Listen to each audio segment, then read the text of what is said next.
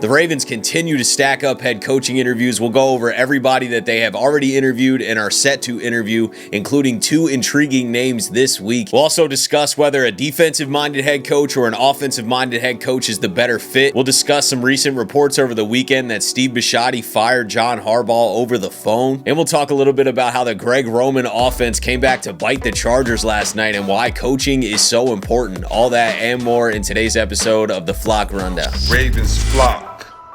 Flock Rundown is the place to be. Motionless brainwaves attempt to swim their way to sense, can't tame the untamed. What's up, Ravens fans? My name is Ryan, and welcome back to another episode of the Flock Rundown. Hope everybody had a good weekend. I don't know about you guys, but it was a little depressing watching football. I didn't watch every game, but watching a lot of football and not having the Ravens playing in these games, especially tonight. You know, the Ravens would be playing on Monday Night Football tonight instead of the Steelers, but it is what it is. It does make the offseason transition a little easier now that we are getting so much, new toys, essentially. Like, we're getting new head coaches, new coaching staff, and that search is well underway. So we're going to cover all of the coaches that we have already interviewed and are set to interview and talk about some names that really stick out. So the Ravens have already officially interviewed Broncos defensive coordinator Vance Joseph, Broncos quarterback coach and pass game coordinator Davis Webb, Seahawks offensive coordinator Clint Kubiak, former Browns head coach Kevin Stefanski, and Chiefs offensive coordinator Matt Nagy. Today, the Ravens are interviewing Dolphins defensive coordinator Anthony Weaver and ex-Commanders offensive coordinator Cliff Kingsbury. The Ravens have also put in a request for Chargers defensive coordinator Jesse Minter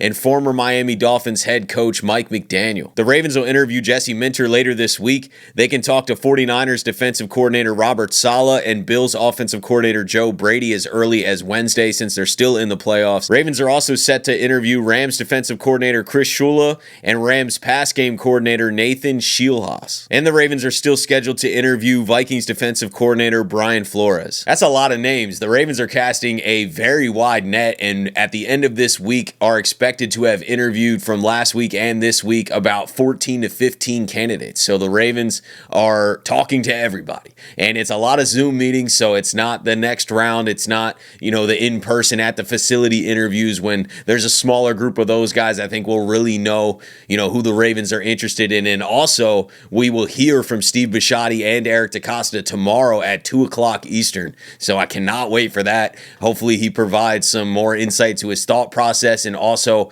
which direction this team wants to go. But let's talk about some intriguing names, because Mike McDaniel is now added to the Ravens head coach interviews. And I don't know if they are interviewing him for the head coach position necessarily. Technically they are, but I also think that they're talking to a lot of guys like Cliff Kingsbury and Mike McDaniel and, potentially even Clint Kubiak, just offensive minds that may not get the head coach job, but are on the table as offensive coordinators if they don't land a head coach job elsewhere. Now, Mike McDaniel has 4 head coach interviews, so he is desired around the league. He may end up getting a head coach job. I don't know if Mike McDaniel would be the best head coach option in Baltimore, but I would love Mike McDaniel to be an offensive coordinator in Baltimore, and that means you go defensive-minded head coach like a Brian Flores. But another name that continues to grow on me and is really intriguing from this weekend is 49ers defensive coordinator Robert Saleh, former head coach of the Jets. I know it didn't work well there, but the Ravens have a way better roster than the Jets and a lot more stability, and I really think with some previous head coach experience, it didn't work out. Same as Brian Flores, though. It didn't really work out in Miami, and then they're having a ton of success as defensive coordinators around the league. But I think that dose of head coach experience obviously provided them with a lot of lessons, and they're going to be better for it heading into Baltimore, which is a much more stable, consistent organization anyway. So I am intrigued by Brian Flores. I've talked about him a lot, but man, what Robert Saleh did over the weekend with a banged up 49ers defense, he was able to still cause enough problems in that game, and his coaching was on full display, man. I thought the Niners defense, their game plan was superb for what their roster is and how much they're dealing with from an injury standpoint. Their coaching overcame a lot, and that's no discredit to the players. Obviously, they're out there executing it, but I feel like the Niners offensively and defensively are so well coached, and it's really shining through, and it just gets my wheels churning, man, about what Baltimore Ravens defense led by Robert Saleh and, at least his leadership. He's also a good leader. I mean, this is a guy that can rally the guys. He's player friendly. I think that this makes a ton of sense from a leadership leadership standpoint, he has some head coaching experience, and then also from defensive mind standpoint, this guy clearly has his guys prepared consistently. I mean, every time he's a defensive coordinator, he does an unbelievable job. So I know he knows defense. So does Brian Flores. I think that these guys could lead the Ravens players and also get this defense back on track. But then you have to make sure that you hire a great offensive coordinator that can, level up this offense and build with Lamar, at least for a few seasons. And I think the dream pairing, if he doesn't get a head coach somewhere else, is Robert Saleh, head coach, defensive mind, with Mike McDaniel as offensive coordinator, calling plays and, just focusing on designing an offense for Lamar Jackson and this Ravens team to take it to another level, man. I think that is such an interesting pairing because you get the leadership with Robert Saleh, you get the defensive mind and structure with Robert Saleh, which brings a lot of consistency on the defensive side back to Baltimore. Obviously, Eric DeCosta has to do a lot of roster construction too. We need some big boys up front on both sides of the ball. There's no doubt about it. Without that, it's not going to work as well as we want to, even with better coaching. But also, it's exciting to have, such a smart football mind come into Baltimore, and we don't know who it's going to be. Maybe they end up kind of messing the decision up. But there's a lot of intriguing names, and watching the 49ers over the weekend, I just couldn't help but envision Robert Saleh being the head coach and also getting that defense back on track, and then having such a fun name like Mike McDaniel, who's very creative and I know could unlock different levels of Lamar in this Ravens offense. And I just think that would be a dream pairing, man. This roster is already talented. If Eric DeCosta does his job this offseason and builds up a wall in front of Lamar and adds to the trenches, mainly from the guard perspective, and re-sign Linderbaum, I think our offensive line will be good enough. And then get some pass rushers, add a D tackle to the mix on the defensive line, get some guys that can get to the quarterback. And if we're strong on the trenches on both sides of the ball with smart coaching, watch out. Playoff football is here. It sucks that we're not in it, but if you're watching, you might as well make it interesting. And this year, I've teamed up with DraftKings Sportsbook to bring you guys an incredible offer. New customers bet $5 and get $300 in bonus bets if your bet wins. That's right. New customers turn $5 into $300 if your bet wins. Paid in bonus bets. The crown is yours. Stay in on the action and use your bonus bets on DraftKings same game parlays for a shot and an even bigger payout. So make sure when you're signing up to use my promo code TFR. In some other news over the weekend, there was reports from Diana Russini and Jeff Zrebiec. They posted an article in the New York Times saying that Steve Bisciotti fired John Harbaugh over the phone while he was leaving the facility, and that Steve took everything into consideration. He talked to a lot of leaders on the team.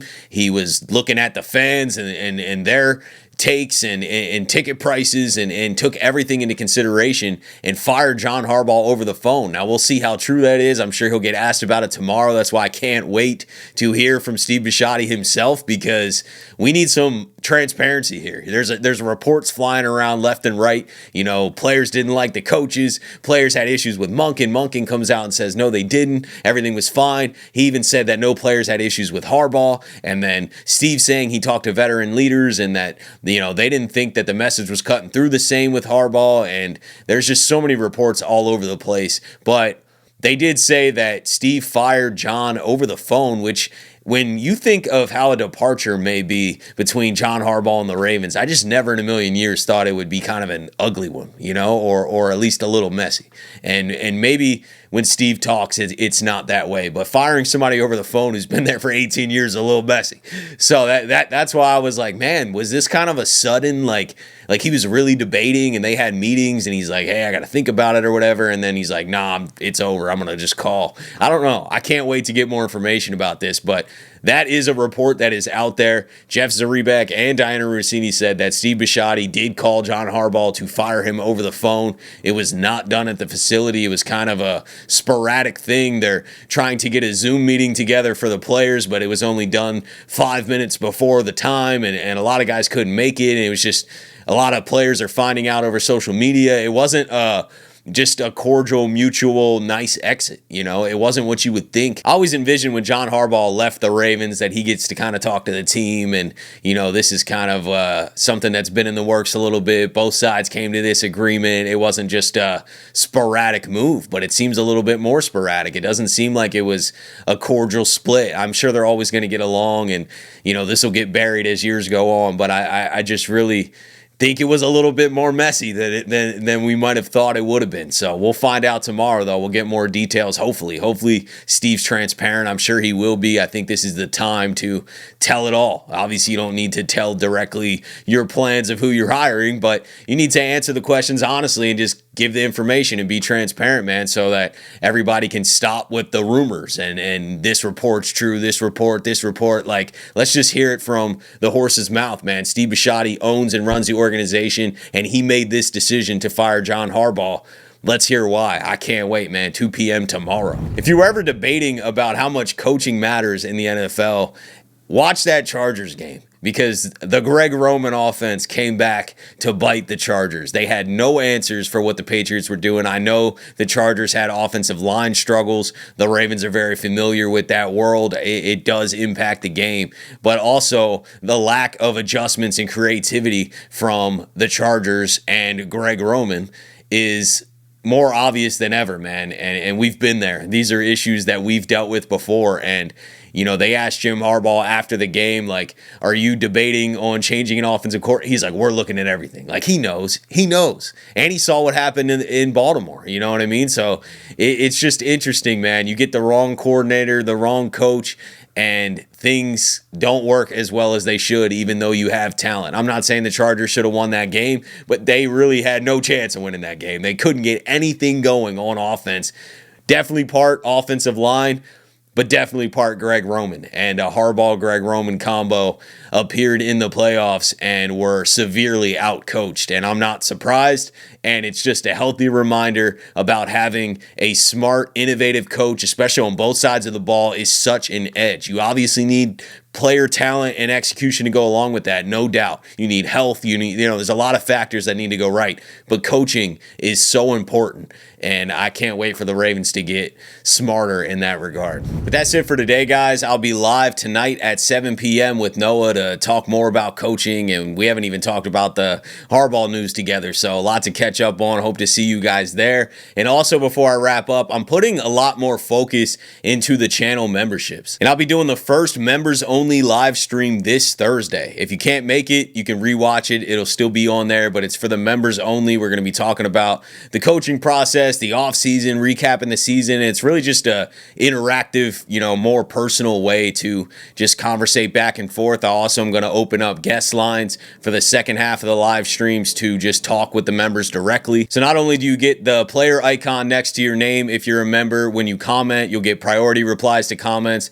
You'll pop up and be highlighted in the live streams. And then I'm also doing a members only live stream once a month, at least, maybe more than that, but at least once a month starting this Thursday. So just want to provide more value to you guys. I'm not raising the price or anything. I just want to offer more. Thank you guys so much to the people that have been a member. I think we had 11 or 12 members that have been holding me down since last year that I haven't even really been providing a ton of value outside of some giveaways here and there. But nothing about the regular content will change at all. This is just more content, more access, more context on things if that's something that you're looking for. But no pressure. Appreciate all of you guys. Love all of you guys. And I will see you at the live tonight with Noah, and then definitely tomorrow for that press conference, man. I can't wait to hear what Steve Bisciotti has to say. But let me know what you guys are thinking. What's on your mind? Appreciate you guys. As always, have a beautiful rest of your day. And I'll let the greatest linebacker in the history of the game take us out. Ravens flock. The flock rundown is the place to be.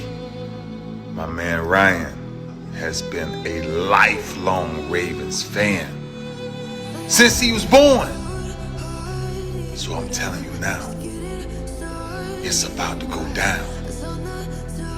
The podcast, the flock rundown.